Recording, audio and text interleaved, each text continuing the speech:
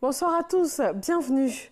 Le vice-président Daniel Kablan-Duncan a reçu ce vendredi au palais présidentiel le président du conseil d'administration du groupe Roche. Cette rencontre s'inscrit dans le cadre d'un nouveau partenariat dans le domaine de la santé entre ce groupe et l'État ivoirien. Chiram Kofi Aboula. Le président du conseil d'administration du groupe Roche au palais présidentiel ce vendredi 13 décembre 2019 à la rencontre du vice-président Daniel Kablan-Duncan.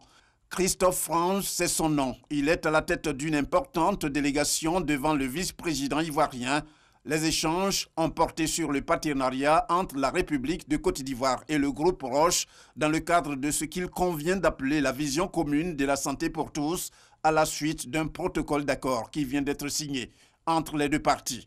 Aujourd'hui, on est très heureux de voir que nos efforts communs ont porté autant de fruits. Il y a des milliers de patients qui ont accès aujourd'hui en Côte d'Ivoire à un traitement avec des médicaments les plus innovants et les plus ciblés existants.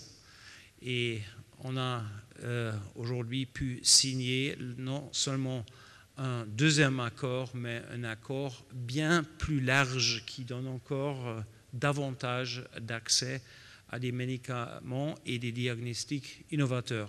Conformément à cet accord, le deuxième du genre, le groupe Roche va financer entre autres la radiothérapie, la recherche clinique, la mise en place des dossiers électroniques pour les patients et le registre du cancer. Le premier accord signé en 2014 l'a été pour la prise en compte de la sensibilisation, le dépistage, le diagnostic et la formation des professionnels de la santé. Sorti ce vendredi à la gendarmerie nationale de 337 nouveaux gendarmes commandos à l'issue d'une formation qui a duré 3 mois et 2 semaines.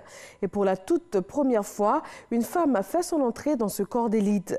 Colorance devient la toute première femme commando de Côte d'Ivoire. Le chef de l'État a offert une enveloppe de 10 millions de francs CFA à cette 17e promotion. Une centaine de préfets se sont réunis aujourd'hui au ministère des Affaires étrangères pour une séance de travail. Le RNPP leur a été présenté. Il s'agit de leur expliquer ce processus de mise en œuvre au corps préfectoral afin de recueillir leurs observations éventuelles et notifier les missions attendues du corps préfectoral.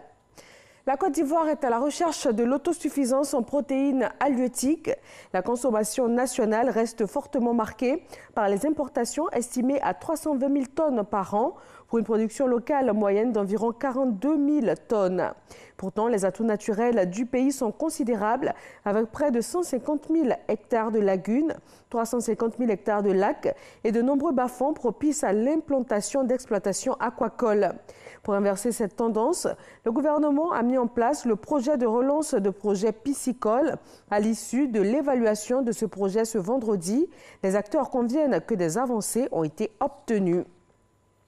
Direction l'Algérie, la victoire de l'ancien chef du gouvernement, Abdelmadjid Tebboune, avec 58,15% des suffrages, ne met pas fin aux contestations. Le pays est toujours secoué par des manifestations anti-régime inédites et massives qui continuent depuis février, même après la démission d'Abdelaziz Bouteflika en avril dernier. Le mouvement de contestation a rejeté la présidentielle de jeudi et conteste cette nouvelle élection. Le Niger démarre ce vendredi 3 jours de deuil national. Les corps de 71 soldats tués lors de l'attaque contre la garnison d'Inad sont arrivés à Niamey. Le président Mahamadou Issoufou leur a rendu hommage au cours d'une cérémonie solennelle.